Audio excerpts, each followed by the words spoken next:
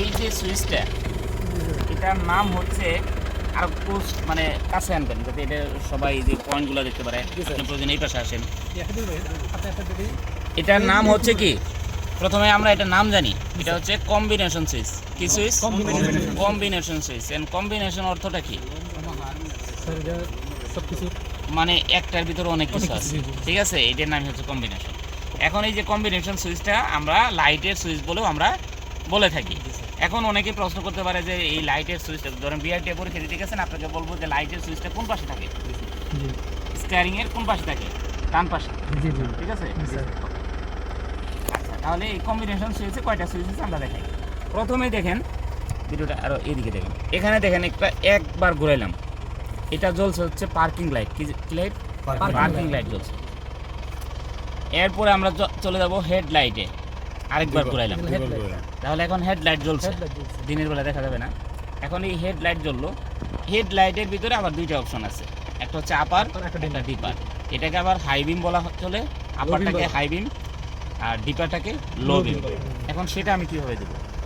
এখানে অনেক গাড়িতে অনেক সিস্টেমের থাকে, তো এটার সিস্টেম হচ্ছে আমি একটা পুশ করলাম, কোন দিকে?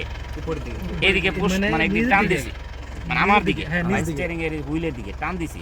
এখন আপার হয়েছে, লাইটটা কি হয়েছে? আপার হয়েছে। আপারের সুইচটা দেখাই, এখানেও আমাকে বোঝাচ্ছে। এই যে দেখেন আপারের এটা, ওই যে একটা লাইটের চিহ্ন আছে, এটা আপার হয়েছে। ওকে, এখন দেখেন, তাহলে আমরা যখন আপার দিলাম, এই কথা বলেন না, আপারটা আমি কখন ইউজ করব? রাতের বেলা, যখন আমার খালি রাস্তা, হাইওয়ে রোড, খালি রাস্তা, সামনে কোনো গাড়ি নাই, তখন আমি আপার ব্যবহার করব দূরের রাস্তা দেখার জন্য।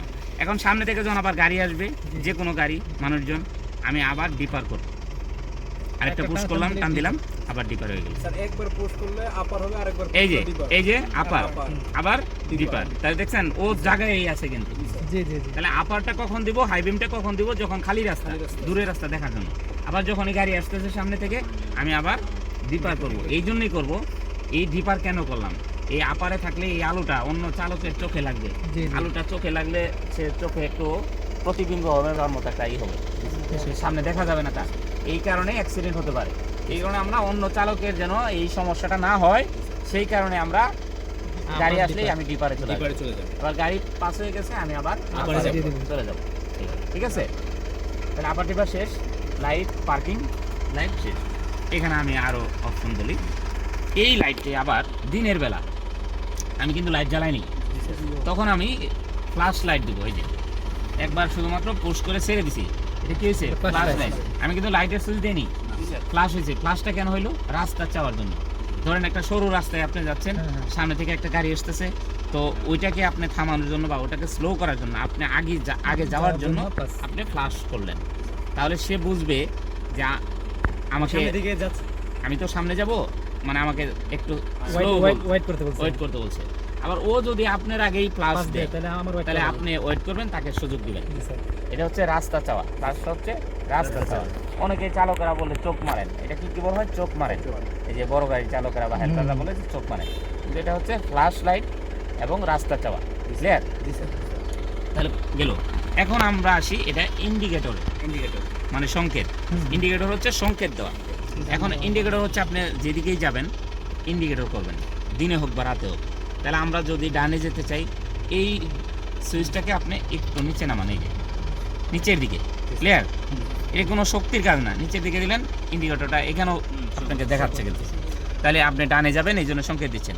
অন্য গাড়ির চালক পিছনে সামনে সবাই বুঝতে পারতেছে আপনি ডানে যাচ্ছেন। এটা আপনার নিজে থেকে অফ করতে হবে না।